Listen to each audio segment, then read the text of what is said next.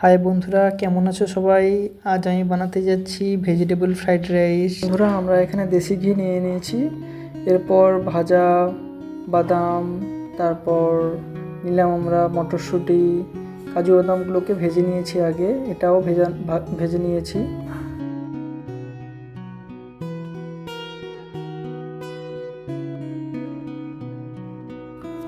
কিশমিশগুলো ভাজা ছিল, কিশমিশগুলোকেও দিলাম।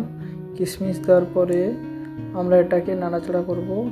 কিশমিশ দেওয়া হয়ে গেছে, কিশমিশগুলোর পরে আমরা বরবটি দেব, সেগুলোও ভাজা কমপ্লিট হয়ে গেছে।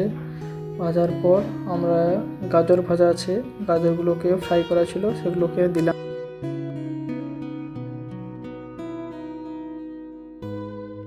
ভালোভাবে আমরা এটা নাড়াচাড়া করতে থাকবো। নাড়াচাড়া করে দেখো বন্ধুরা কেমন হয়েছে। এটাকে ভালোভাবে নাড়াচাড়া করতে হবে, 2 মিনিট ভাবে আমরা ঠিকভাবে করে নাড়াচাড়া করব। এরপর ধনেপাতা ছিল, সেটাকেও আমরা এর মাধ্যমে দিয়ে দেব, দিয়ে করে একটু নাড়াচাড়া করতে থাকবো। আমরা এটা পুরোপুরিভাবে যতগুলো রাইস ছিল এটা দিয়ে করে মিক্স করতে থাকবো।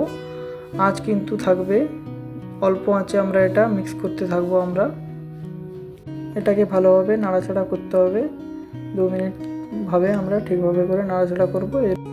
ফ্রাইড রাইস করার জন্য মেনলি আমাদের সবথেকে বেশি যেটা, চালটা যেন পুরোপুরিভাবে সিদ্ধ না হয়ে যায়। তো এটার জন্য আমরা কি করব, যখন কুকিং করব তখন আমরা সাদা তেল যে কোনো মাস্টার অয়েল আমরা অল্প করে 2-3 টিস্পুন দিলেই হবে।